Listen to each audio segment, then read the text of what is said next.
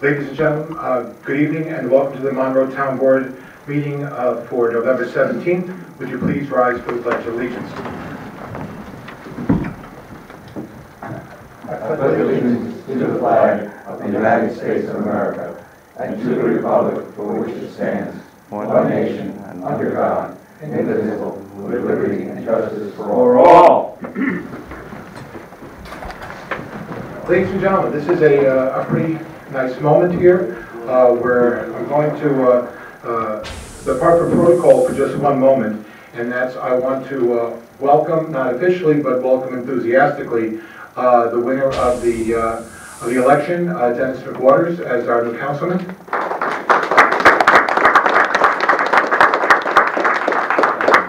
Many of us have known Dennis for many, many years, and even though sometimes we differ, we have the best interest of the town always at heart. And I look forward to working with you on a daily basis.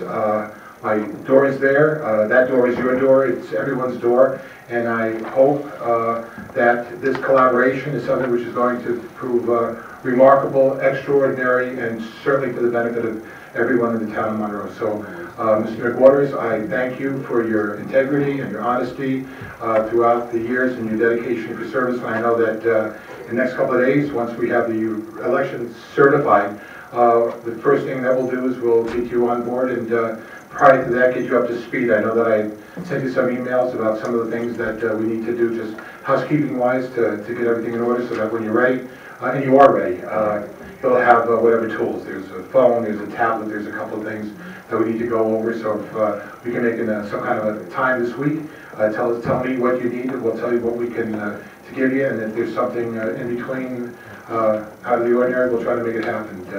But you know, you've listened to the constituents year after year, especially in the last 2 years, and we truly express our absolute joy in being able to work with you. So once again, thank you and congratulations. Thank you. All right. Arlie. Yes. Oh, please, if you can, please mute your cell phones, as well as please note to the rear of you, to the left and to the right, there are 2 exits, as well to our back left, there's an exit sign as well. We're going to dispense with the approval for the minutes for today. Marianne? Yes, I'd like to apologize to the public and the board. Due to some unfortunate circumstances, family medical issues, I'm a little behind. I do promise the public and the board that within the week the draft minutes will be posted on the website for everyone to see. All right. Thank you, Marianne. Well, it's regarding the certification for the election. Every election has to be certified. It's a process which the Board of Election does. If it's a local election, it's the Board of Election in Goshen. If it's multi-county, then it becomes something which the Board of Election does up in Albany. But in this case, we're waiting for the Board of Election. And again, as soon as that happens, I feel absolutely comfortable asking the board to immediately commence a meeting to appoint Dennis. I don't think we need to wait afterwards. You don't have to appoint Dennis. I'm sorry, so elected to swear you in. Dennis, I talked to the Board of Elections. The woman, the lady up there told me the latest would be, the way they look at their timetable, November 30th. That's what they told me. But whenever it is, it'll be done. And you're, at that point, duly elected. Because we can't see anything. Right, we can't until the process is. And it's all right with the board, and I know the board is going to support this. To get you up to speed now, between now and then, I welcome the chance. So if it's during the daytime and you're available, wonderful. If required something after 4 o'clock, 5 o'clock, I'm there. So please, we'll set you up with the keys and everything else. So the transition is absolutely smooth, seamless, and positive. Okay. That being said, we have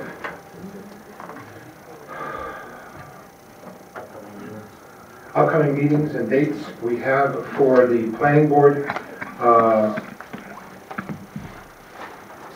We have the town board meeting tonight. We have the conservation board meeting on the 19th. The ZBA will be meeting on the 25th at 7:30, and then we have our holiday session, our Thanksgiving session. We have for the first week of December, the town board meets at 7:30 on the 1st. The planning board will meet again on the at 7:30. I believe there was a request from the planning board to hold another meeting.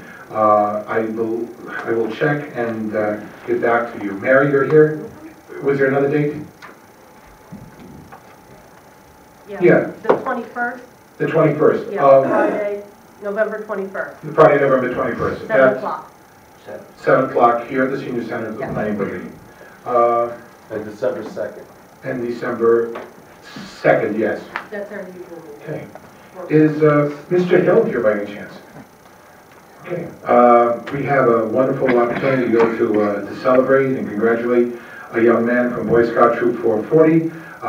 They may be a little bit late, but Harry will be here, I believe, and when he is, we'll be able to stop what we're doing and be able to congratulate the young man on his Eagle Scout designation. We have the town of Monroe. The compost is open again. It'll be open on the last Saturday, this Saturday from 10 to 3. That's over out towards Greenwood Lake at the landfill. Thank you, George. All right. We have the town of Monroe is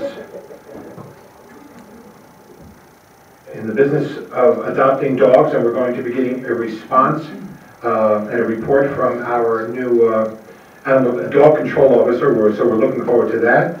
Somehow this got sandwiched in between a couple of things, so my apology for that. We made a motion on November 13th to approve an RFP for digital equipment for 3 cameras for the movie theater. The equipment, gentlemen, is for, went out. This is the request for proposal that went out as authorized by the town board unanimously. The town of Monroe is seeking proposals for the delivery and installation of a movie theater projection equipment and ancillary equipment as specified below. The RFP is for 3 units, theaters 1, 2, and 3 on the first floor of the property located at 34 Milltown Road. The items are as follows. An 8-port switch, audio installation, cable bundle. There's a description there.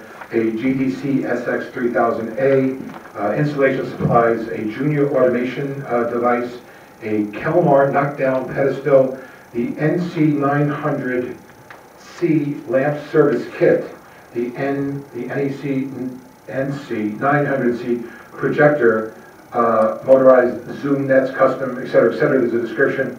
A remote VNC installation, UPS backup systems, and a couple of other things, as well as the required shipping charges.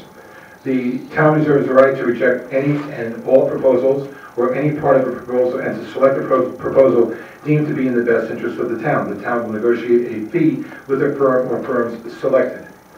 The submission of the proposals for additional information, please obtain the proposal from the or contact the town clerk at the address listed below. The proposals must be submitted in sealed envelopes, clearly marked movie theater equipment proposal with a company name and address. Proposals must be received no later than December 1st at 2014 at 12 p.m. At the Senior Center here at 101 Mine Road. The proposal submitted, and it goes on, if anybody wants, it's posted. Otherwise, I can, board members, do you want me to read this? No. Okay. So it was done, we made the motion, and the RFP is out. Mary Ellen, your vote? You have or will?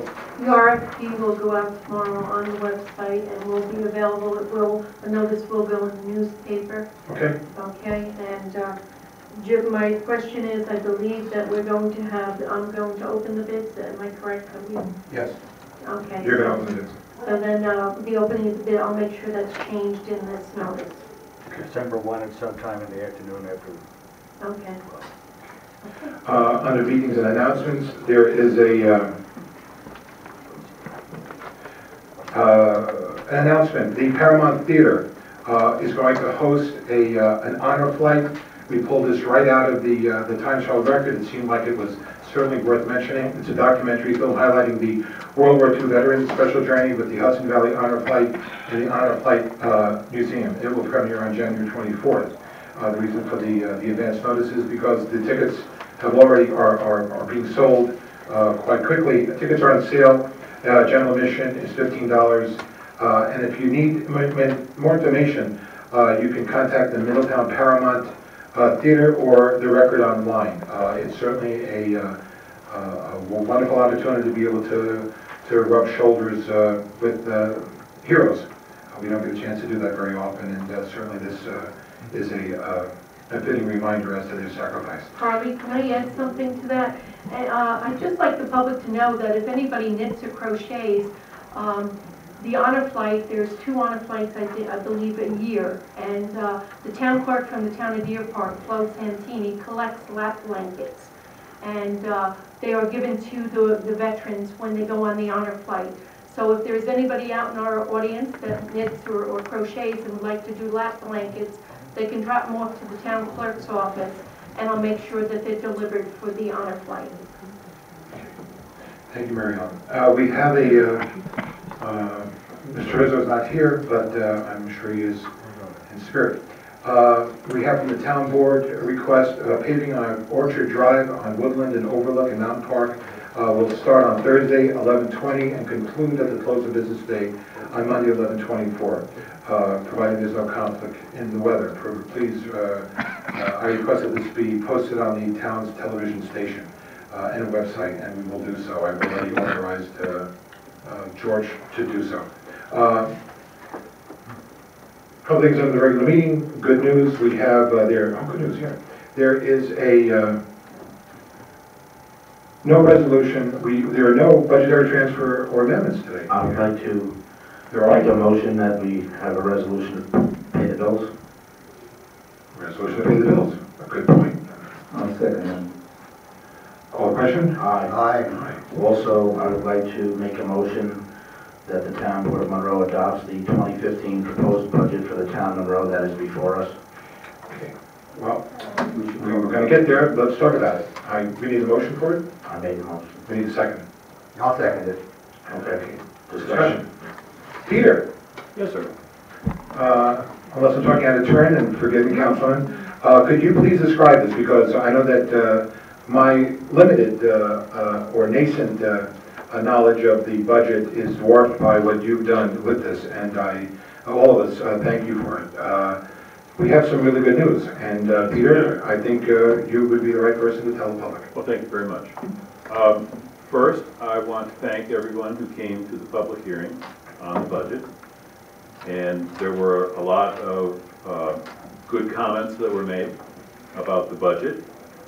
And I listened carefully to what you had to say, as I'm sure did the town board. And in the intervening time, probably the largest criticism that we heard was that some folks felt that the revenues that were shown in the budget at that time were overly optimistic. And going through that, I have to agree that the folks who brought that to our attention were correct. And I spent a good part of the last few days going through all of the budget, all of the revenue lines, checking with what was in the budget versus what we're seeing in year to date, and the best of our ability to project where we're headed. That was significant. However, at the end of that process, the fact that I missed the recreation for the paddle boats, I had 4,000 instead of 40,000. And by the time I got done going through all of the revenues and making all these corrections, we kind of ended up with a total that was approximately the same as what the total was before. So that $36,000 that got added in spread out over quite a few lines. So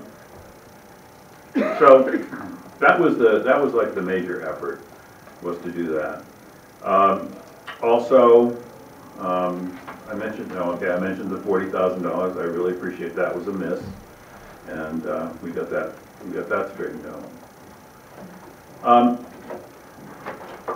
I went online to the Office of the State Comptroller's website and went through the tax cap calculation reporting that's on that. They asked that the report be processed and posted before a town board adopts the budget. So went through that so that currently the numbers that we have are no longer based on a calculation, but based on the 2015 New York State filing for the tax cap. And for those who are keeping track, the amount that the town of Monroe is allowed to increase the tax levy is actually 4.12%.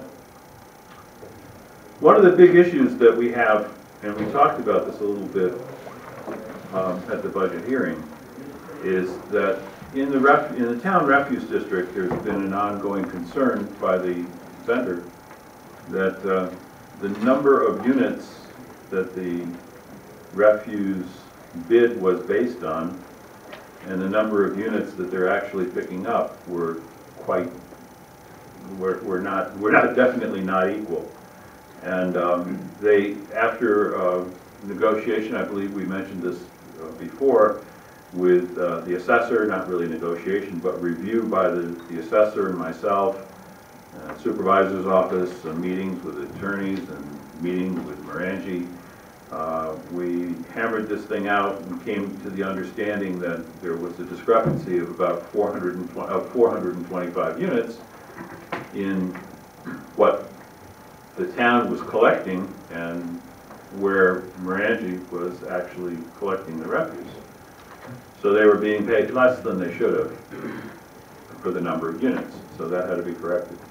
And when that got corrected, when that was corrected in this year's budget, it was a hefty increase in the appropriation for the town refuse. So dealing with that, since that appropriation for that refuse goes straight to the calculation of the tax cap, took a while to work through. It's real easy in some of these things to we could have said, well, let's throw $300,000 out of fund balance from the refuse district on it and everything's said and done and finished. But if you did that, you have to worry about what happens next year when the same situation is going to be there. Because if you take money out of the savings account to use it for operating expenses, you're digging yourself into a hole, and you can't do that. You have, if you want a sustainable budget. So in order to get the refuse district into a sustainable budget and still be able to manage staying within the tax cap for 2015 was a bit of a balancing act between all of the funds until we could find the right balance of a little bit of fund balance to ease us into it so that we didn't jeopardize projects and appropriations that we need for next year for all of the departments. That being said, we figured it out.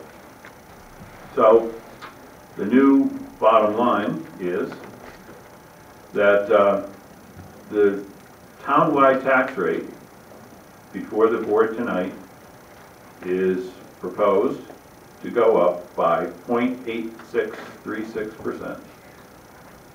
And the town outside rate is proposed to go up by 0.8979%. The refuse, which is the last big issue that the town board has some control over, the refuse cost will go up on an annual basis per household, single family. It goes up $26.43.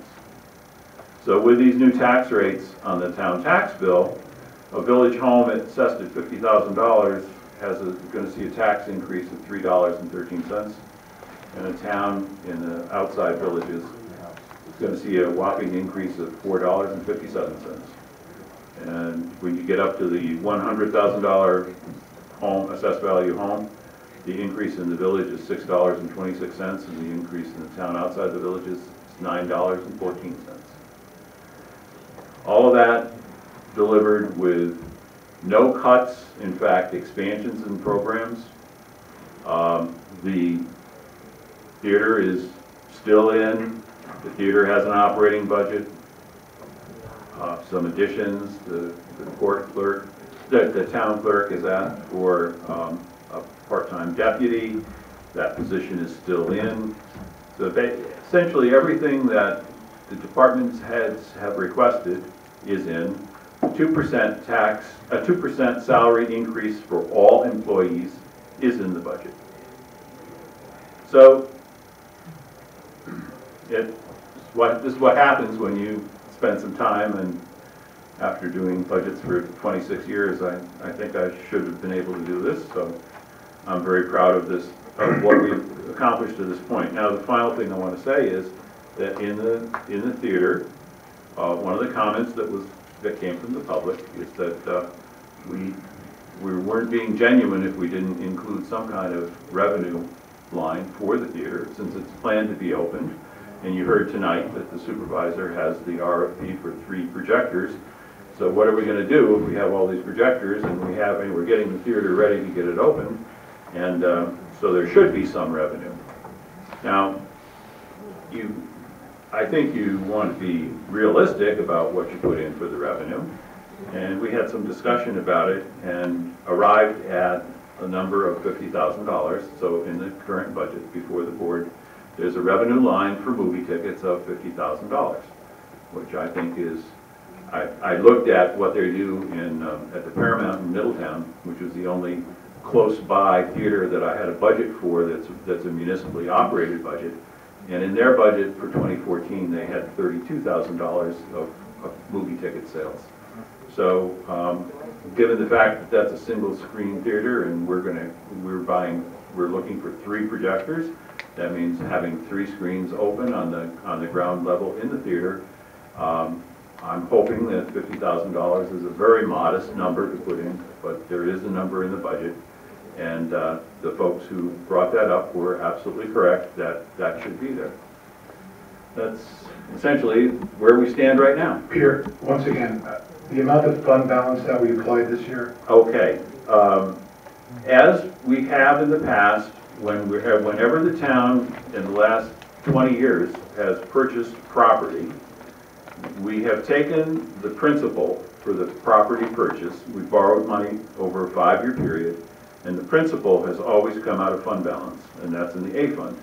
So for the theater, for 2015, there is $160,000 of fund balance, and that's real out of the bank, but that's a legitimate kind of use of the savings because it's a one-time deal. It's not that we're doing something to pay for reoccurring expenses. We're paying for the purchase of the property. So the $160,000 from the A fund. In the highway department, we sat down with the highway superintendent and we've come up with a list of roads that need to be worked on for next year, and that list of roads and the amounts for the amount that it will cost to do those roads, the estimated amounts. Those are the justification under New York State Highway Law 284. That's the justification for the highway budget for repair. The DB budget is road repair, and that budget is supported by the roads that the highway superintendent says will be done next year. Now, there is some fund balance associated with this for a couple of different reasons. One reason is that we're filing for CHIPS money this year for $274,000. That will not make it into being able to be spent this year. We're running right against the clock here to get Orchard Drive done. So that $274,000 that we're going to be receiving from the CHIPS refund, we're going to roll that over into next year. And the CHIPS money for next year is $80,000. There'll be an $80,000 project done with the CHIPS, and when we file for that, hopefully the highway superintendent will do that project early in the year, and then we'll file for that money. So $80,000 will come back sometime in the October timeframe and be available to be spent again on another $80,000 project. So that's accounted for in the fund balance. That's the way you keep track of it. You get the bang for your buck when you use CHIPS. You get to do 2 projects basically for the price of 1. So, and there was some culverts that need to be repaired, and there's FEMA money to pay for those, and so the culvert came into fund balance. So the fund balance that we used in highway, DB, of $424,000 is all accounted for in those three categories. And again, it's not money that's coming out for supporting reoccurring expenses. Right. And we've had this discussion before, and that was one of the things that I learned at the comptroller's school for the budget. The concept of this year forming, once and for all, establishing reserve funds that reflect a multi-year type of a budget, so that we're able to project with the money that we have how we want to spend it, how we want to, what we need to do to be able to reach certain goals in the next 3 to 5 years. It's again something which is somewhat absent in most municipal local government, but it's something which the comptroller emphasizes as being critical to a healthy financial part of how we do things. Peter, one comment, would you like to, as we talked about earlier, would you like to mention the amount we've stayed under this tax cap town levy? Oh, okay. This budget that's before the board is $1,842 below the tax cap amount.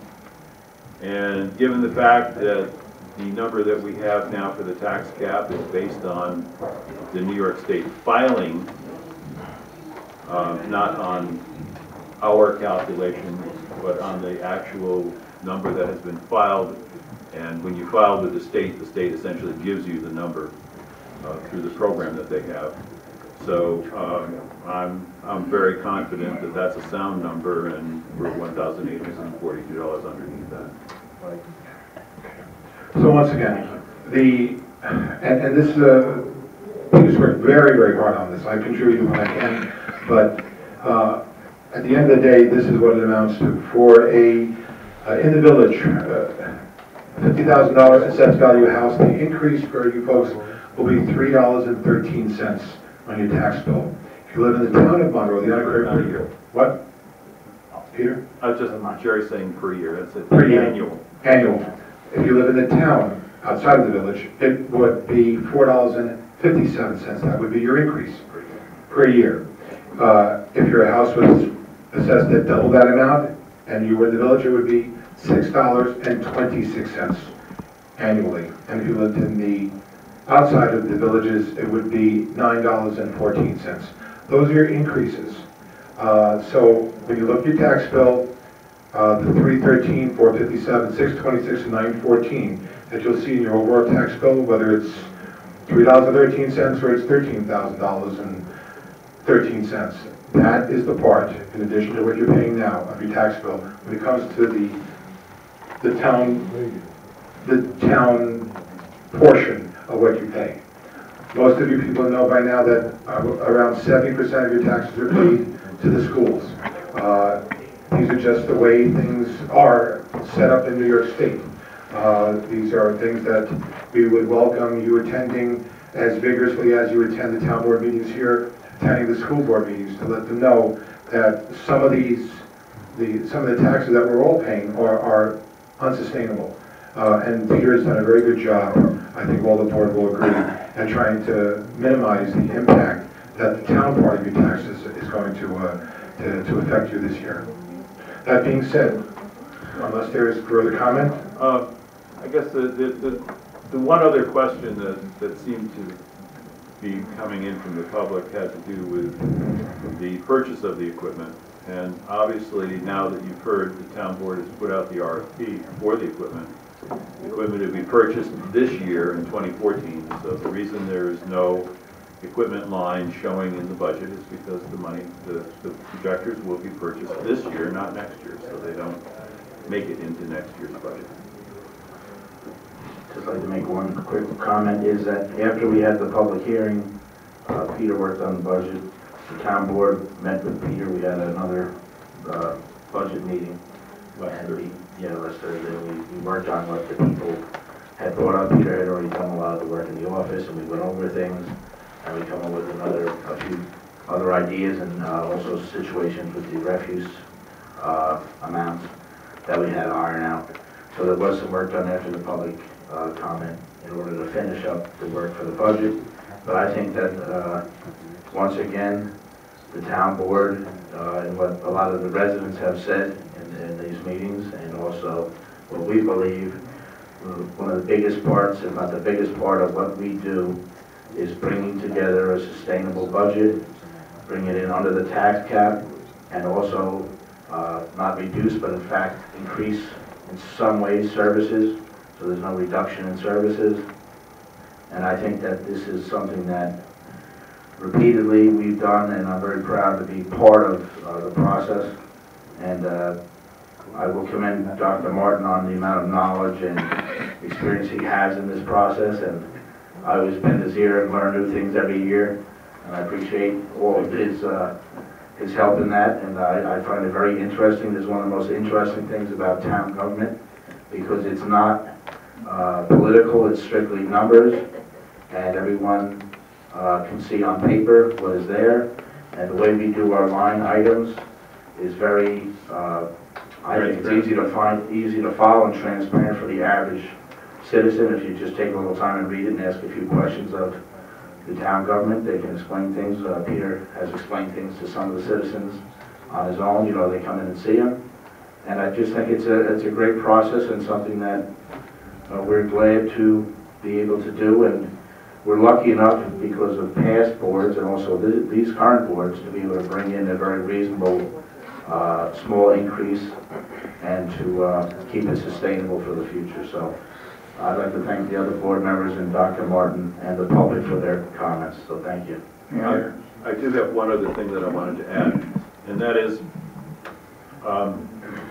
when you realize that we're meeting our department heads' requests, and we're funding salary increases, and health care costs have gone up a little bit, retirement costs have come down a little bit, but you look at this and you look at the small increase, and if you're like me, you sit there looking at this very small increase and you say, gee, how, that just doesn't really seem like we managed to do everything, and we have these increases that we're putting in on a spending, but we're still coming out with a very modest tax increase.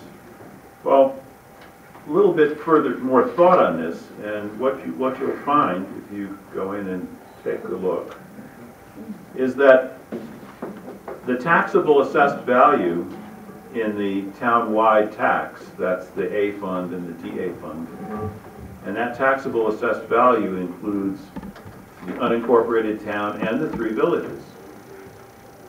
And when you look a little bit further into that, you'll see that the taxable assessed value has gone up over $7 million in the town-wide fund.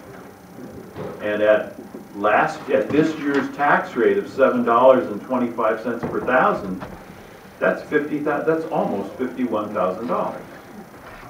So where, that money, that additional money for supporting town government, where did it come from? Well, it came from increase in assessed value. So, but where did the assessed value happen? Where did it occur?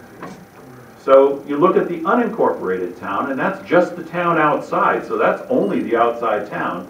And you say, well, what happened there? And the assessed value in the unincorporated town increased by slightly more than $500,000, which at that same thought, using this year's tax rate, that generates $4,000.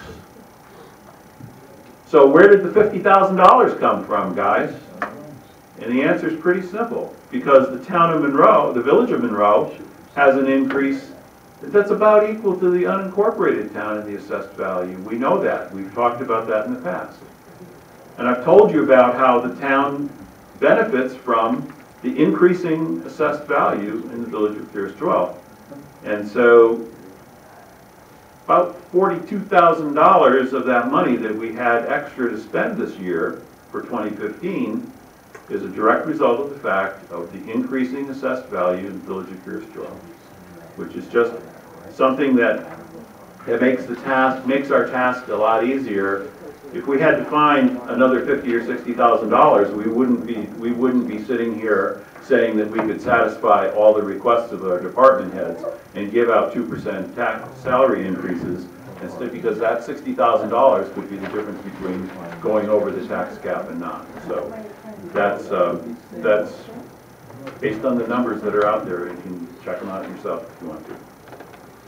Gentlemen? First off, I'd like to thank everybody for coming down to these meetings and giving us your insights on this budget. It's really important because what Mr. Martin is talking about as far as balancing the books, you as taxpayers do every day at home. It's not easy. All of our prices are going up, expenses, unfunded mandates. But again, it's the taxpayer we have to look out for. And the only way to keep government on the straight and narrow is by you coming down to these meetings, you going out to vote, you making sure that the government does what it's supposed to do. Watch your money, because it's important. So I appreciate all of you coming down, putting your input in, letting us know what you think, letting us know where we made an error, and you know, all of the departments that came down that also had to tighten the belt to make sure that we stayed under the tax cap. The courts came by, they made a cut in their budget by what, 2,500 or so. Everybody's trying to watch their expenses as much as possible, just like we do at home, just like you do at home. And it's important that you come down and remind us of that on a regular basis. Thank you. I think it was actually 7,500, right? How much? It was 7,500 total. Sure. Yeah, the court. The court came down. Yeah. So they were instrumental in helping us keep under the tax ban. So thank you. Anything else? If not, a couple of honorable mentions. One, to Mr. McWaters, you seem to be the poster person for appreciation here. I want to thank Mr. McWaters. He was a regular attendee at our board meetings during the budget process. I know that Mr. Goldstein and Mr. Brower have been regulars in the past, and anybody who goes to these somewhat dry and difficult to get through type of events that these budgets are known for, we appreciate, because it is a truly an arduous task to come down and listen to numbers that many of us, including myself sometimes, don't understand without you know, an extensive and repetitive explanation. So to all those who have attended, thank you, and to all those who want to learn more about open government, those who that's what the budget is for. I know you have town board members here, and we're going to have a new councilman here who's going to make sure that we expand the opportunities for engagement in a way that many people have looked forward to. So that being said, we need a motion to adopt the budget, to call the question to adopt the budget for 2015. Aye. Aye. Aye. Aye. Aye, okay. Thank you very much.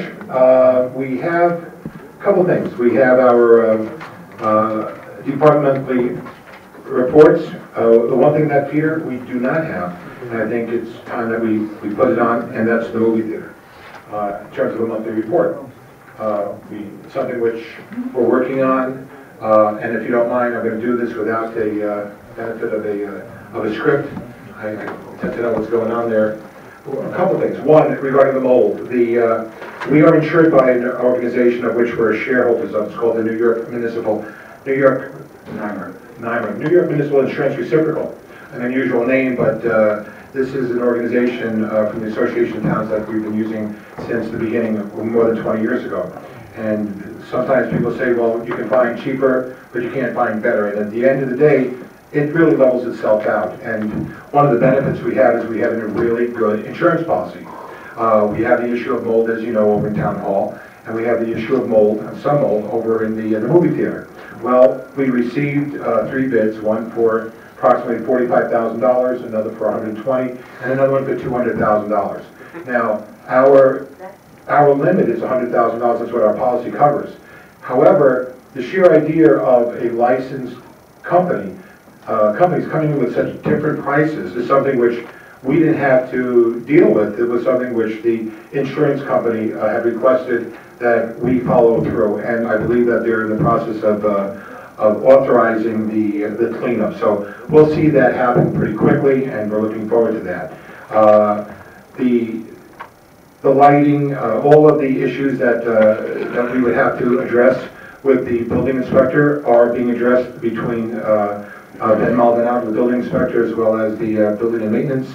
And we've also installed, and we're not going to go into details for obvious reasons, we've installed a series of video equipment, video cameras throughout the building, and that's obviously for purposes of safety. We are, as you know, we sent out the RFP for the 3 movie theaters. We are in contact with the people for the bookers. Those are the people that would actually do the booking of the movies themselves. We are going to embrace the village mayor and the board of trustees, as well as the Chamber of Commerce, to try to figure out the absolute best course of action to be able to drive as much business into the downtown area, because that movie theater is going to become a place where people come not only during the evenings on Friday and Saturdays, but throughout the week. So we look forward to working with the Chamber of Commerce and the mayor and the trustees.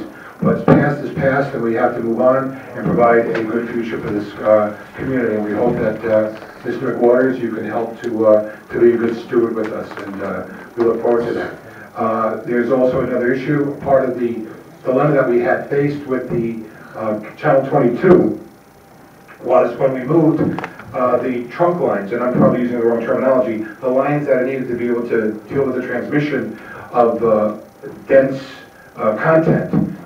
Fiber optics is stuck in the in Town Hall. Part of what we had worked out, and I thank George for doing this over and over and over again, because we had to deal with a way of resolving some issues between Cablevision and the PSC when it came to some kind of contractual issues, not because of us, but because of just almost a little lethargic type of processing that the Public Service Commission has when it comes to reconciling or signing off on contracts. We needed to get a service crew in, George, a service crew to bring in a new line. That line is a quarter of a mile away, but it was slated for today, but it's in the process of being put into the town, into the movie theater, and that's where we'll be hosting the video transmission, all of that content, that the equipment that we have and the software that we have. It'll be hosted from that venue. Right now, it's being hosted from the town hall. Not a good idea. Supervisor's office. The supervisor's office, or whatever remains of it at this point, until we wind up mitigating the problems there. But I just wanted to give you an update on that. So it's in very, very good shape. There were some small pinhole areas that we wound up on the roof.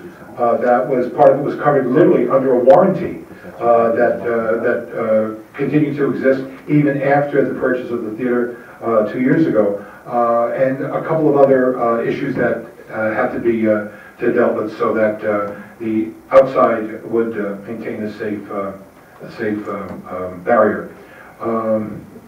It probably wraps up the amount of highlighted parts of what's been going on there, but it probably is a good idea. As if you want, soon we'll be opening. You can come in, and we're looking forward to doing this on a scale that you folks deserve. So to all, thank you very much. And moving on, we have our, unless there's a comment from the board or question?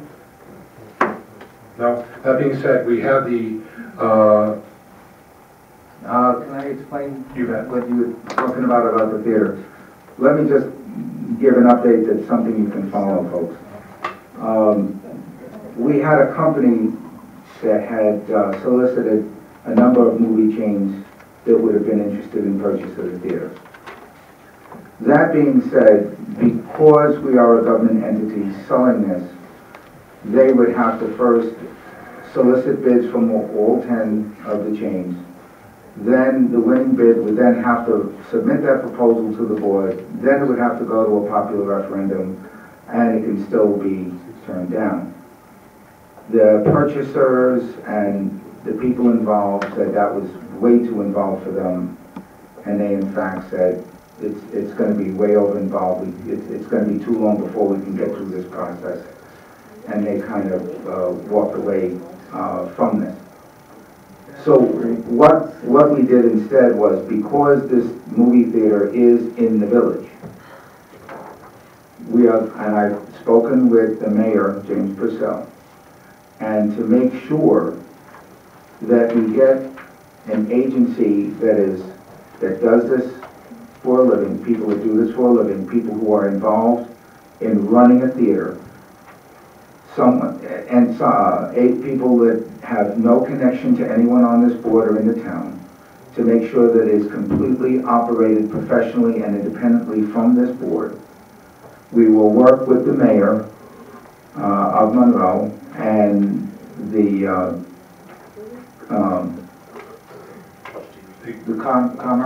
Chamber of Commerce to find or to go through the list of people who are interested in running the theater for the town and the village. This way, it's completely independent. We will have our movies, first-run movies, for people in the town, and it's run independently. That was the best that we could do at this point with the theater. The mayor is very enthusiastic, as the members of the Chamber of Commerce, and we should be looking forward to opening up this theater very soon. So I just wanted to clarify a specific point that the supervisor alluded to earlier. Thank you. We have the ambulance corps. We have not received a report, as well as from the assessor in the buildings and grounds. Buildings and grounds, as you can see, the swans and all the other water items over at the over at the boathouse. They've been taken out. They've been cleaned. We're about ready to wrap them and make sure that they're not susceptible to the ultraviolet rays. So this way we won't have to worry about discoloration of those units, of those the ducks and the swans and the other items there. We have a report from the building inspector. It's quite lengthy. If anybody wants to see, it's on file. Please do. The comptroller, obviously, we've spoken to the comptroller. He's speaking a lot about a lot today, so we thank him. Conservation Commission, the board, is there anything? Mr. Brower, anything that you want to add about the Conservation Commission? I have nothing. No? Okay. We have the courts. We have from the courts. Okay. We're going to interrupt. Let me just give you a moment to regroup here, and we have is Harry Hill here.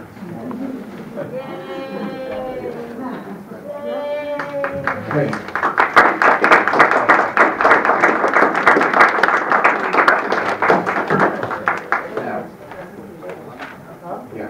Young Mr. Hill, please come on up. George,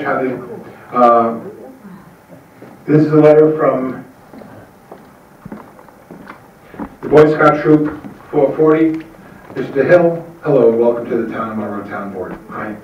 Dear Mr. Dole, the Scout leaders and the members of the Boy Scout Troop 440. Excuse me, you know what, why don't you stand behind the table next to the supervisor? He won't mind.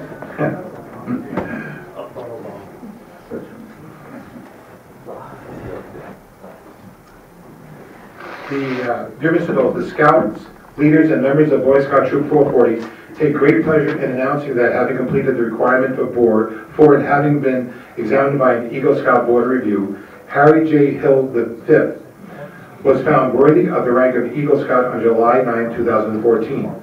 In honor of this achievement, we have scheduled an Eagle Scout Court of Honor on November 30th, 2014 at 1 p.m. at the American Legion Post, 488, 532 Lakes Road, Monroe, New York. Harry began his scouting journey as a Tiger Scout and has participated in all facets of the scouting requirements over the past 11 years. He has learned what it takes to be a leader, to be a well-rounded and productive individual in his community. We would be honored to have you share in this special day. If you are unable to attend, We would appreciate a letter or a certificate acknowledging his achievement. We will compile it with other acknowledgements and place in scrapbook commemorating the special occasion. Thank you for taking time from your extreme busy schedule to help this community recognize the achievements and service of Eagle Scout Harry J. Hill V. Eagle Scout, I want to thank you, and I will be there that evening, but on behalf of the town board, we also wanted to award you a certificate of achievement awarding Harry J. Hill V. Harry J. Hill V, rank of Eagle Scout, Certificate of Achievement Award. Thank you very much, young man.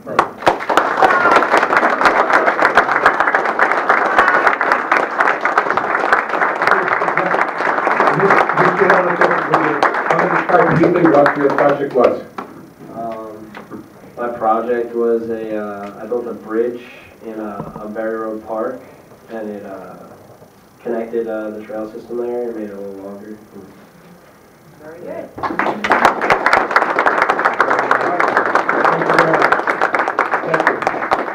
And Councilman McQuaid, Councilman Cologne, our comptroller.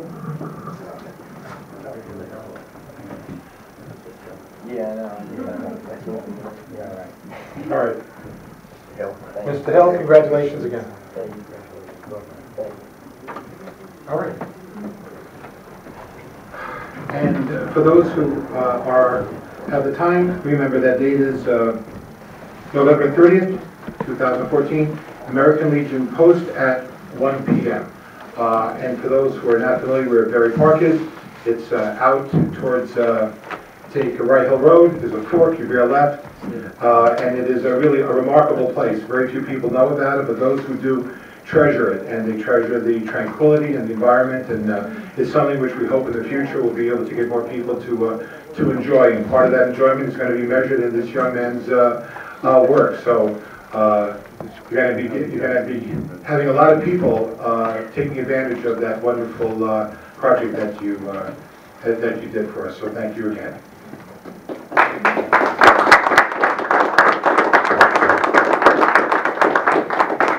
Now, just give me one moment because I think we stopped at the courts.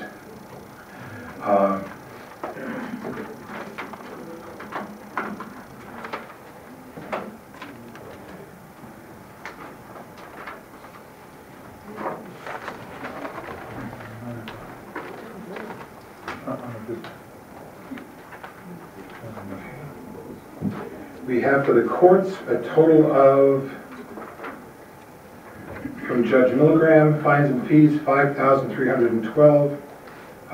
That's actually a summary between the two judges, Judge Winchester and Judge Milligram. Fines and fees totaling $5,312. Number of defendants, 158. Number of charges, 231. And again, that's on file.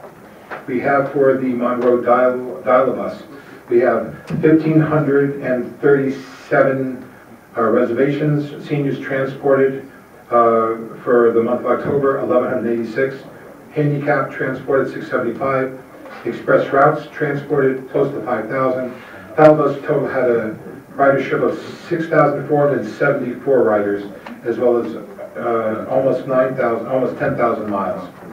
So there's a dial-a-bus is requesting a garage for the new buses. I know that they've been requesting that for several years, but I think we went. Mike's down. We're back. Okay. You're hitting the cough button. Okay. Robert Barron's last day. He will be retiring on December 26th, and she would like to bring on part-time a young lady, Tiffany Truax, to a full-time beginning December 24th. That's something which we'll be discussing in the near future, but thank you everyone there for their efforts. We have the refuge report, and the refuge report is, I think last month we had a total of 2 complaints. This month, we've had a total of 51,858 pickups. Total pickup, refuse, and recycling is 77,787. And it appears as though we have, out of the 77,000 pickups and recycling, we have 3 complaints. One for refuse not picked up, bicycle not picked up, and refuse not picked up. And that's 3 out of 77,787. Peter, can you do the math on that? No, I don't think you can do the math on that. We have the dog shelter. Actually, the dog shelter DCO is here, Edwin Diaz.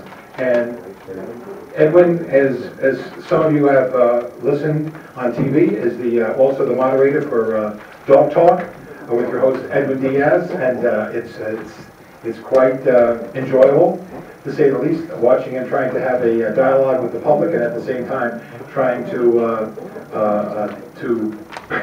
keep his crew somewhat tame and calm. So, Edwin, please come up, and if you'd like to give us your report.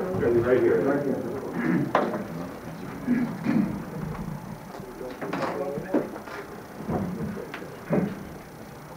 Good evening, Town Supervisor, Councilman, Talk into the microphone. Comptroller. Hi, I'm Edwin Diaz, resident of Town Monroe, Village of Monroe, and I also have to address the residents of Harriman and Kershaw as well. 2 topics that I'm going to talk about is adoption and dog licensing. First of all, with adoption, we do have 6 dogs at this time for adoption. We have an import, an Illyrian Shepherd, Sharp Mountain dog, which cost the past owner $8,000. He is up for adoption. He's a pup, 11 months old, and he weighs 105 pounds. So he's a big boy and eats a lot. And he's eating a lot of food. How big is he going to get? He's going to get close to doubling. It's a Clydesdale. Put your pictures on the website so people can see. You know what I mean? Yes, ma'am. Thank you. And then the others they're all tame, and they're all good dogs. They're easy to walk. They all full of perfection. All it costs is $80 to adopt. $30 fee for rabies, and then you have to pay for a license, which would only cost you $10. And then the item concerning licensing.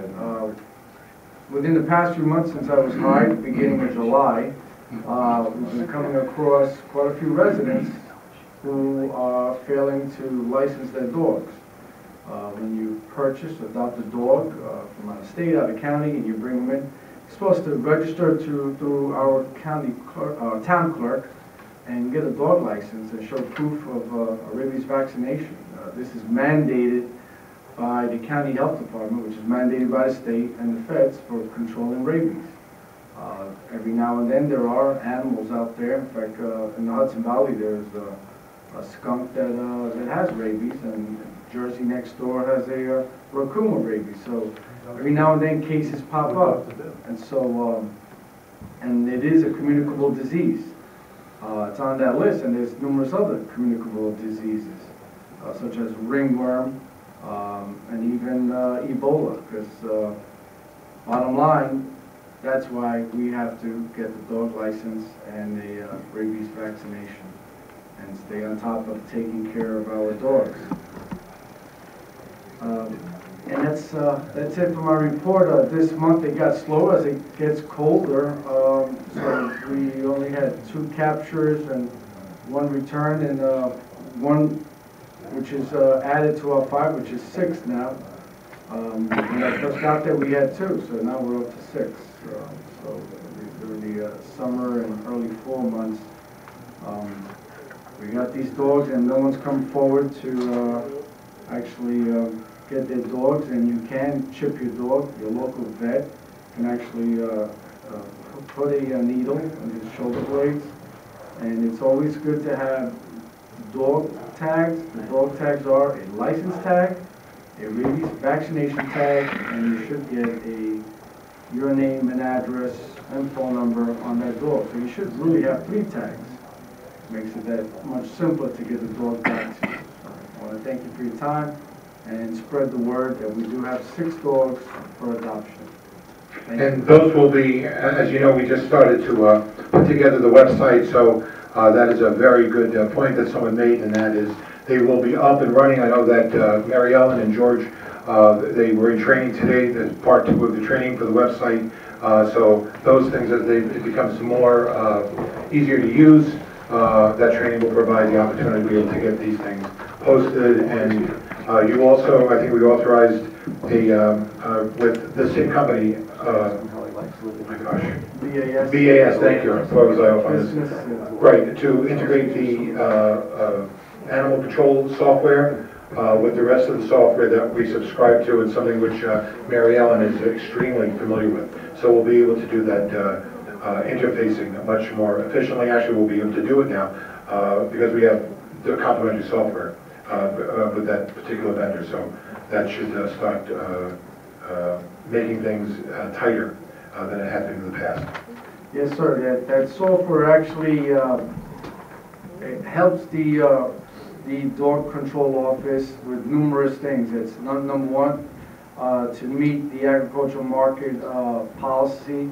Agricultural market law has all these forms concerning redeeming, adoption, euthanizing, capturing, and then there's just numerous other programs in there that actually assist and correlate with the clerk's office, and also establishes statistics. And we also are looking into the spring, which we're going to strategize on enumeration, which would be a type of surveying the residents of these 4 towns that we cover, jurisdiction, and that's those who do have dog tag licenses. You're good to go as long as you don't let it expire. Then you're supposed to re-up when you expire. And for those who don't have, that's what we're going to strategize to find out who has dogs in their home and have failed to get a dog tag license and a rabies vaccination tag. Okay. Edwin, thank you very much. Unless there's any questions from the board? Thank you for your report. Thank you. Moving on, we have the historian's report, which is received. And again, we thank our historian, James Nelson, for, I don't know how many years it is. And Mary Ellen, Peter, decades. Many years. Many years. Many. 74. Years? No, 1974. Since 1974, my gosh. All right, thank you. We have no report from Muda today. Orange County Legislature, we don't. I'm sorry, just touch on it. Okay. The Mudna budget had passed for the year 2015, and it can be seen on the Mudna website. I didn't vote for the budget this year. I wasn't happy with it, but 5 out of 6 members thought it was good, and so it moved forward and passed, and that's the budget for Mudna for 2015. And Mudna will continue to provide good service for anyone who's receiving the Mudna service. And we hope to have continued success in the future as we try to have better communications with the county, with the hierarchy in the county and the people in the county, to hopefully get a little more open and communicating with the local, regional sewer districts. And we're going to push for that communication more in the future than we've had in the past, and see where it goes. But we are definitely going to try to even improve the services. We've gotten some new equipment, and we've got new cameras, we've got a new telelog system. The system of chemicals we used to use to treat the flow is now done in a natural way to eliminate the chemicals and the possible damage to the environment and also to the piping system. So that's being used now, and it's still under test, but it's doing well. And we'll see how it goes. We'll keep you posted, but it's definitely moving forward, and the service has become more ecologically friendly, and hopefully we'll continue to make improvements in the future. Thank you. I'm going to comment on this. I mentioned my concerns regarding Mudna. Those are foilable, those concerns. If anybody chooses to foil them, they can. Other than that, I'm going to hold my tongue on this. Moving straight through to the Orange County Legislature. Myrna has been pretty consistent. She's always had submitted her reports. We don't have it, at least that's what we have here. I will ask that we contact, make sure everything's okay, and I'm sure that especially in the with Valley View, she's been very busy and trying to hold everybody above everybody honest about what their intent is to do with with that wonderful facility, one way or the other. We have no report from the planning board. Mary is here, but none. We have from the senior center. There's no report that's been submitted to Smith Cove Park. We know that we had spent some considerable amount of time with them during the budget. We thank them for their effort. That being said, those are the reports. We don't have anything else on file. Town attorney? No report. Okay. We have under old business. We really don't have Probably before we start the business end of it, I'd like to add something to new business. Okay. I'd like to add the proposal I made, I guess several times over the past few months, to have hopefully to agree to have some kind of sick/personal day for the part-time employees of the town to be paid for a shift when they take off. I'll discuss it during new business, but I just want to put it on the agenda. Okay, I put it down. I know I called you over the weekend about it. Gentlemen, as long as we're doing this, is there anybody else that wanted to put anything down? Okay. Under old business, a couple of things here. This is all right, and this is where I guess privilege has its a benefit. We have a request naming the roads for Shea Meadows plus a subdivision, the proposed roadway names. That is something which is one of the province of the town board members, and in the past, there aren't very many occasions where we have this. We had looked at the advice at the town historian a number of years ago. He had offered his advice, and it had been characteristically and understandably people in that had been part of the history of Monroe.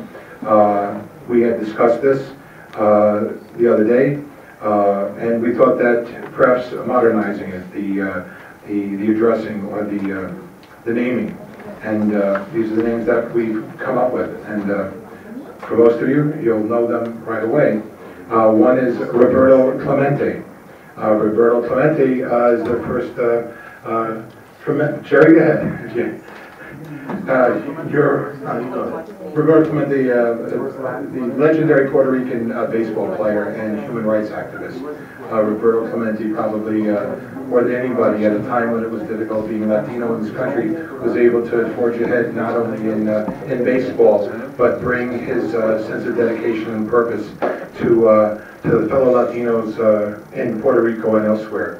These are the soldiers that stand resolute in being able to make sure that they provide the future of people that who have been previously denied equality, and The Baseball Hall of Fame. And a Baseball Hall of Famer. So it was within that context that we decided that Roberto Clemente would be an absolutely wonderful name for one of the roads over at Shea Meadows.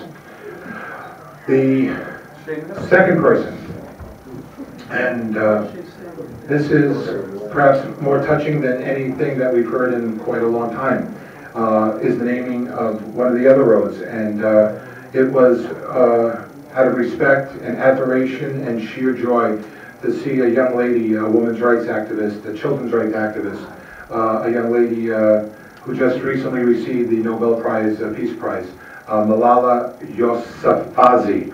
And we just thought that this would be a wonderful opportunity to be able to do something. If there's a problem, excuse me, I can't see behind you, but out of respect for what we're doing, if you could just keep the voices down. That being said, the naming of Malala Lane, M-A-L-A-L-A, Malala Lane, and please, as you remember, she won this incredible award. She was born on, and I'm reading her biography. Malala was born on July 1997 in Pakistan. As a child, she became an advocate for girls' education, which resulted in the Taliban issuing a death threat against her.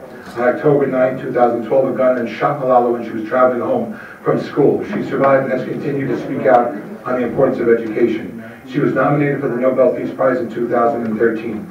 In 2014, she was again nominated and won, becoming the youngest person to receive the Nobel Peace Prize.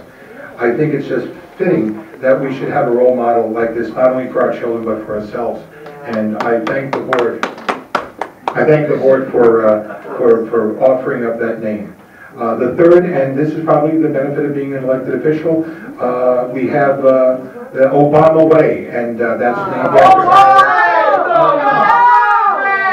our president. I know that Senator Bill Larkin, Senator Bill Larkin is alive and well and living and a state senator, and we have the benefit of being able to enjoy his support over the years. And he continues to do great things. He continues to do great things. And we thought that naming a road after President Obama would be absolutely an extraordinary opportunity to be able to pay our respects. To be able to pay our respects. And that was Mr. Lapola was making that comment. Thank you, Mr. Lapola, for your comments about our president. That being said, gentlemen, Well, we, our commander-in-chief. Our commander-in-chief. Yep, and a lot of people, I think it's a great thing to honor us in a lot of other places and towns and roads throughout the town, New York State, all around the world, where we put forth names of political leaders and people who also helped out to be a trailblazer and to be someone who broke tradition and became president when no one else of his racial background had ever Folks, done. we're going to ask you to keep it down, please, while the councilman is speaking. Thank you. So I think it's a wonderful thing to... Ladies and gentlemen, I'm sorry to interrupt. Ladies and gentlemen, if we can have your attention, the councilman is speaking, and please just give him the respect that he's due. Thank you. I think it's great to honor the president, our president of the United States of America, and give this name of a road in our town in his name, and to honor him. And I think it's a great idea. All three of the names are wonderful for different reasons. All three of them are trailblazers who broke away from whether it was being excluded from things in life, whether it be oppression.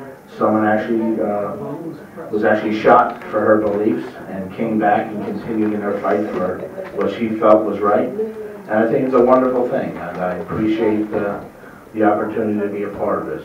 So thank you. Okay. So what are the three names? Roberto Clemente Way, Roberto Clemente, Malala Lane, Obama Way, and Obama Way. Is it Roberto Clemente, what did you say, Lane or Way? Way. Sorry, Roberto Clemente Circle, Malala Lane, and Obama Way. No. Okay. Okay? And those are wonderful names. Really? Exactly. That's a Thank you very political much. statement. And I, Do we need a motion to there's a motion. I'll make a motion that we name the three roadways in the Shea Meadows Cluster Subdivision. One would be Roberto Clemente Circle. Number two would be Malala Lane. And the third one would be Obama Way. No. Do I have a second? Yeah, I'll second it. Of course. Okay, discussion? Any discussion? I just think it's a good, Yes, really? we have a lot of combat servicemen. Yes. in this town.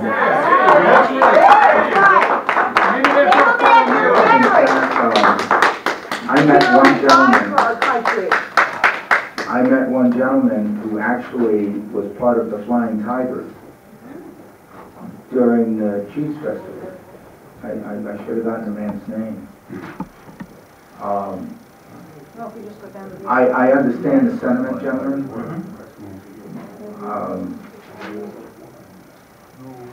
I don't know. I kind of shy away from the political aspects, which I mean you're entitled to. But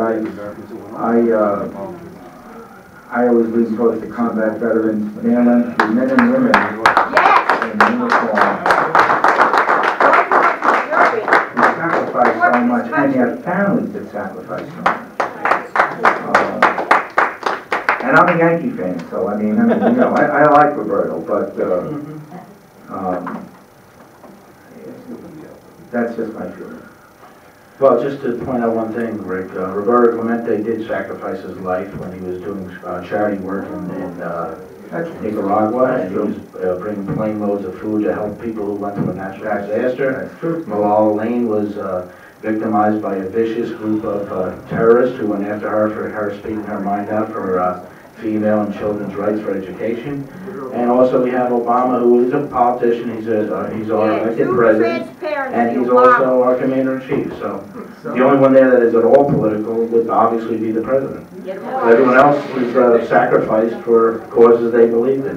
And actually, I think it's a good. I was inspired to do this because as I'm driving down in Warwick, we have this big, wonderful street. It's called Ronald Reagan Way. For the people that know about this, and we want to thank Warwick for giving us the incentive to think this way. So their way of being able to memorialize Ronald Reagan is certainly appreciated, and this is the town board's way, if it passes, to be able to do so with our president. That being said, gentlemen, call the question. Aye. Aye. Rick? I'm abstaining. Rick, I can't. He's abstaining. Michael? How does abstain? You said you abstain. He's abstaining. Okay. All right. Fair enough. Well, that was So that passes. controversial. So very proud to have made that call. Good job, everybody. We have Keep calling out. for the Shea Meadows subdivision, we have a request. Now, this has gone through a couple of different iterations. A while back, this was for the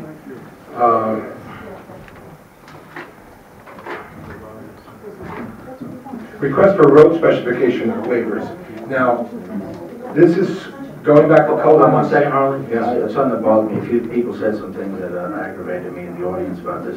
If anyone in the audience wants to come up at a future town board meeting and compare their accomplishments and what they've sacrificed with the three individuals we mentioned here today, feel free to call the supervisor's office and put your name on the agenda. Otherwise, show some respect, like you would want shown if you were on the town board or you were making recommendations, and at least be civil. Thank you very much. Okay, as this is from Mike Donnelly, as you recall, Michael, I don't believe this is. That's great. Sorry? I said that's great when you can't speak. As you recall, the town board has under consideration requests by various property owners for waivers for certain limited road specifications set forth in Chapter 63 of the Monroe Town Code. I now report to you that the highway superintendent has, as is his authority, himself already granted those waivers. The source of the highway superintendent's authority appears in section 63-29, which section reads as follows. Chapter A63, road specifications for town board, for town roads. A63-29, interpretation. Final decision as to its interpretation of any or part of the road specifications shall rest with the town highway superintendent. He shall have the authority to modify the requirements of these specifications when, in his opinion, conditions make it impracticable to follow the strict letter of these specifications, when conditions make it unnecessary to do so, and when it is in the best interest of the town on Monroe. There is therefore no longer any need for the town board to consider the request for waivers, inasmuch as this matter was discussed in various public meetings. I suggest that the town board announce to the public at the next available meeting that the town board will not be ruling on the waiver given this development. That development, Michael, is it my understanding that he's already done this? Yes, by letter he granted the waiver. Pass a local law. The highway superintendent? I am, Too much power in that guy's hand. this is something which we had worked on for months. We met, and this was something which Mr. Goldstein, Mr. Brower, a number of people had come to the office to discuss. We spent a lot of time on this, and it's, we were looking for different inputs as to why we would do this or not do that, why we would look at it in a whole sweeping type of way, or whether we would look at it individually based on the development, the point where they were in terms of their place in the planning board, whether or not they had been granted final approval, conditional final approval, and all the other things where it was. So the board acted, well, I think anyone who's involved in this acted extremely deliberately in trying to find some common ground here. And this was dated on the 14th, and I'm looking at both of you because out of respect for both of you, you spent a lot of time. And we got this on the 14th of November. And we're telling all of you, especially the two of you, what took place between the Friday, this past Friday and today. So it's out of our hands. I don't know at this point what to say. Actually, I think the highway superintendent's letter is older than that. It's not that recent. It just came to my attention. Where is the letter? Yeah, Table it. And we'll be producing the letter. I think it was submitted. I don't know if, I know it was. I don't see it in the packet. So, table it. that being said, the superintendent has already made a motion. We'll be looking into it, but we wanted the public to know, and those people who took an extraordinary effort in trying to understand it. It's complex. I'm sure that the rationale that the highway superintendent has in his letter is extremely well thought out, very well crafted, and very well argued, and extremely cemented in whatever the prevailing laws are and the current use policies for these kind of roads. So all of us are looking forward to this long and not abbreviated interpretation of the rules and why he decided to act in the way he did. So we'll be getting that posted, and I'll be sending everyone copies of that letter as soon as possible. And my apology for this, it was certainly not something which we had anticipated. There is also a request from the, Peter? Okay. There's also a request from the highway superintendent, place for a bid sale of a SuperVac, a vacuum leak loader. I guess that is going to be for, we have to deem it surplus, Michael? We have to deem it surplus for the purpose of him selling it. It's a request authorization to place out for bids the following piece of equipment, the SuperVac vacuum leak loader and the serial number. This is a request dated November 3rd. We need a motion for that? There's no motion, then we'll have to discuss it another. No, I'll make the motion. The sale is the sale of excess surplus? All right, I'll make it. I'll second it, Rick. He's buying it. Any discussion? Okay, hang on. Yeah. He wants to buy it, not sell. Oh, he wants to buy it. Oh. No. Agenda. No. No, I heard the word surplus. I have request, this is what we had the last time. There was none. And now it's request for authorization to place out for bid the following piece of equipment. To buy it. There's no specifications on this. It's not only just one, he wanted three. All right. There's no bid specs here. There's nothing. What is this? Well, why don't we table it until next meeting? I think we should table it. Okay. Is that fair enough? Fair enough. Got a table. Yeah, we're gonna Nothing do we can do with it. We gotta have, we Call the highway super tomorrow and tell him to send something more specific. So that motion to be tabled. Well, there's no money. Well, there's no money. There's no bid specs. There's a SuperVac vacuum leak loader. You need specs. I'll withdraw that. I'll withdraw that. All right, and that was Table for for next three. meeting. Not one, but three. Yeah. I don't know anything about it. I'm going by the comptroller. Have to get more information. We need a lot more. Okay, we have the next one, is motion to authorize McGooey House and Etzel, our engineers, to prepare an IPP and PMP for the submission to the Department of Transportation and to assist in the process of preparing the requisite request for proposal for Rockland and Lake Shore intersection. This is the intersection over where the Mobile station, the Valero station is in that area. This has been on what's called the TIP for a number of years. Peter, Michael, please chime in on this one if you want. The town needs to commence the procedure to move the project forwards. Prepare an initial project proposal and IPP for submission to the state DOT Region 8. So our office can do this as your engineer. Preparing the project management plan, the PMP for submission to the DOT. So our office can do this as your engineer. Begin the process to select a consultant for the project, either soliciting proposals for the firms on the approved DOT listing or blanket request for proposals from consultants. Usually the solicitation from the approved list is a more expeditious way to complete the process. We have assisted other towns in the process and can certainly do the same for the town of Monroe. So we need an authorization to have McGuey Hauser as the town's engineer to prepare the IPP and the PMP for submission to the DOT in the form of a RFP, which is a request for proposal.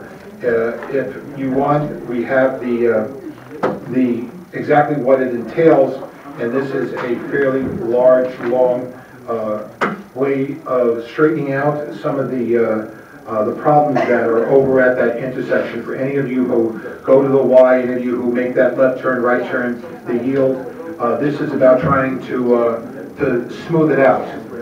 Most of us know that it is that's a problem. It's been a problem for years, and with the Y, it's become more of a problem. Not because of the Y, but because with increased traffic creates the probably a disproportionate amount of risk associated with what goes on over there. So this is something which we had passed on. Peter, we were on the board together a number of years ago. It was felt by the board at that time that they didn't want to incur the possibility of the possible expense at that point. We're not even at that point. We need to make sure that we maintain our position so that we can get to the point where we can actually deny, say yes or no to the actual proposal. But we need to make this affirmative step to stay competitive so that somebody else doesn't get the money in another municipality. That's great. So we need a motion for that? How do you want the wording of the motion? Michael? It's the authorization to have McGuey Hauser and Edsel act as our engineer and consultant for the... They prepared a report to submit to the DOT.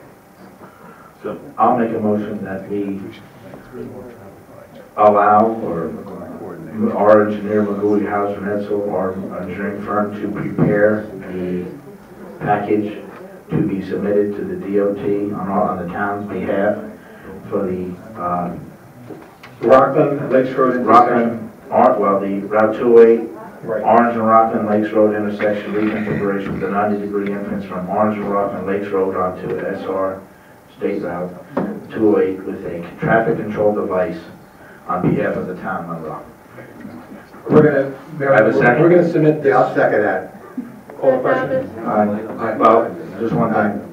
It is very dangerous, and as someone who travels over there, as many of the townspeople do, I think it's a good idea to push this forward as much as we can. Yeah, right. And the money that is there will not pay for all, but will pay for literally most of the work if we are awarded those monies. It's essential that we somehow work with that problem now rather than risk losing the opportunity because the funding cycle isn't going to come around again for quite a while. Mary Ellen, call the question? Aye. Mary Ellen, I'm going to give you a copy of this. I have it already. The work, okay. All right. You have that? Yep. Okay. Let me step back. On our agenda from the Highway Department is place for bid sale of Supervac vacuum leaf loader and its serial number SN883388, and it says request from Highway attached. And attached to it is a memo from the Monroe Highway Superintendent. Request authorization to place out for bid the following piece of equipment. One Supervac vacuum leaf loader SN. So it looks like the plan was to sell a piece of equipment that he no longer needs. But we'll have to find out exactly what the details are. But the plan also was to purchase 3 of these units. Yeah, well that's not what we're looking at here on that's in the the general agenda. email, I think. If you want to, Okay. Well, do you want to go ahead? No, wait, let's wait, go wait. all right. That being said, the place out for the summer, that's actually the proposal 6 days. Yeah. Thank you, Supervisor. I have, over the past, last year, actually, I brought it up at budget time this year. And I just don't want to keep letting it pass on because we always talk about doing it, and there seems to be some support from the board. And it actually came during budget meetings last year, requests from the department heads with some of their employees, both in person and on their behalf.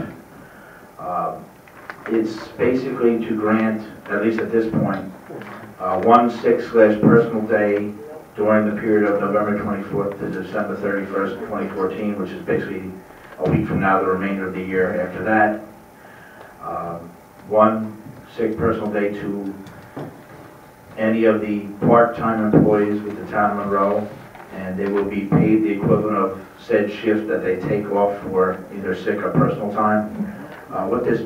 The genesis of this was the fact that in discussions at budgets, a lot of the part-time employees, and also when I go and visit their departments, they've said to me, and probably some of the other town council people, that, you know, they're happy that the full-timers have the benefit package they have and the days off and the holidays and everything that they have, but they were just hoping that as a part-time employee they could get a few days during the year, shifts where they could take off if they had an emergency or they got sick or something happened.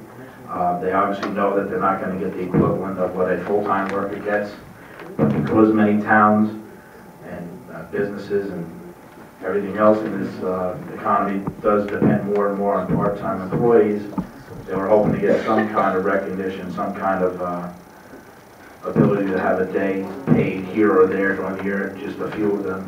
And I want to talk with this board and the upcoming board about making that more of a definite thing in the handbook, the employee handbook for next year.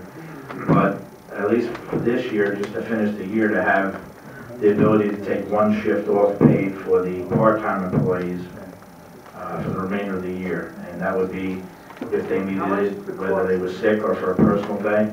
I just think it shows some faith and some appreciation from the town board to let them have such a benefit. It doesn't quote unquote cost a dollar amount, but it is a production amount.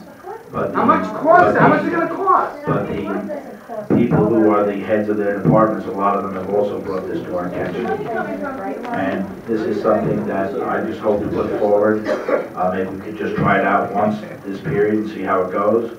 And then look to do something in the handbook if possible in the future. Because when you compare the amount of work our part-timers do while they're here, they work very hard for the town and for the taxpayers. And they don't have really any of the, very few of the benefits, I should say, that the full-timers have, and they were just asking if we could do something on their behalf. So I think it's important to at least try on their behalf. What criteria do they have? What are the numbers, Jerry? What do they have to meet to do that? So I would like to, excuse me, I'm trying to talk to the town board here, stop yelling out. Ladies and gentlemen, please, the councilman is speaking. Please, I can't hear myself think while you're yelling out tonight. So I was just putting it forth to the board to maybe give a trial run for the rest of the year, see how it went, and maybe in the handbook next year we can make some kind of adjustments, maybe get a couple of shifts a year for the part-timers, because when you compare them and their production with the full-timers, they do quite a bit for our town, and they will not nearly get what the full-timers get, but I think they've been kind of ignored in this whole thing. And I think it's better that we at least address this issue that they brought up numerous times in budget sessions, I should say. I would like to make the motion that we grant one sick/personal day during the period of November 24th to December 31st for any part-time employees, which would pay them the equivalent of one shift that they could take off during this period. And this would be a one-time shot right now for the remainder of the year. How many employees? How many I'll second the discussion. How many employees Okay. do you have? So, Peter, let me. I've talked about this how many times and no one really follows up, and I think we have to put it forward and get something. It's open for discussion. Yeah, no. How would it work? Should we discuss How would it? it work with, like, for example, Get on your mind. you've got part-time call-out, so part-timers that plow snow. No, I'm talking about the office personnel. Well, but they're part-time. The superintendent didn't bring this to us, the other department heads did. Then you're gonna have a lawsuit. Well, I was just gonna use that as an example, because they work on like a call-out basis, they don't have. That's call-out. shifts. And I don't think most of our part-time employees work 1,000 hours. fixed shifts, do they? Yeah, they work a certain amount of hours on the days they're scheduled. Well, they're allowed to work, they can only work 20 hours a week under the Fair Labor Standards Act. That's correct. And that's it. Right. And at your behest, didn't we give them eyeglasses? They do, They get We gave, and they're part-time. And since they're not full-time, that means they're not engaged. What does this have to do with the That shift? has a lot to do, because we give, yeah, I think so. For The part-time motion on the employees. table is about days off. If you have something about that, Peter, did you finish your comment on it? Well, it's just that you're talking about it as shift work. I think a lot of them don't always follow exactly the same schedule. That's not what I've been told by their supervisor. I haven't spoken to anybody about it. No, I know you haven't, but I'm just Can- bringing forth what I've been told at several budget meetings. I think it's a benefit that we would be giving to our part-time employees, and I think we should make it more precise. Using the word shift, it makes it very difficult for the timekeeper to figure out what that means. I think we Let's say should, 4 hours. I think we should define it. Let's say 4 hours. I think we should define it, say possibly, since they work 20 hours a week, maybe 4 hours. And so it would be 4 hours off with pay between now and the end of the year. I'll amend my motion to 4 hours. And I would also like, if we could determine how many employees this would affect, who they are, and then the total benefit that we're giving, so that we can have that in front of us before giving this benefit. It's not a dollar amount, it's a time off, so as the heads of the department didn't feel it was gonna hurt their production, they wouldn't have suggested it. Otherwise, it's gonna hurt their production. How long does the person have to work for the town before they get this benefit? Right now, all the town employees that are part-time have been working for the town for a while. Right, but I'm saying if we get a new hire part-time, the people that work, say. Well, we'll work that out if we change the handbook. We're gonna have to put that Would in. the board allow me to do this? And that is at least prepare, just a spreadsheet for time? Because I've been talking about it for 2 years, and every time I requested that the HR was contacted and done, nothing's been done. But let's put a deadline on it. No, I'm saying, I will, and I'll work with Peter, work up the numbers so that at the next board meeting, we have, and because I've looked in, and there are precedents, because as municipalities are Absolutely, there are are. moving I wouldn't have brought it up. more and more to part-time workers, it becomes more onerous on some of these folks who would like to have a full-time job. But because of the way the municipal government, the direction that it's taking in terms of employment, it's more and more part-time workers. There are some towns that have actually changed their entire workforce to part-time. Yes, there are some towns that have changed their entire workforce to part-time. There are some towns that have changed their entire workforce to part-time and have completely done away with healthcare benefits. It is try living without healthcare benefits. It's a scary thought.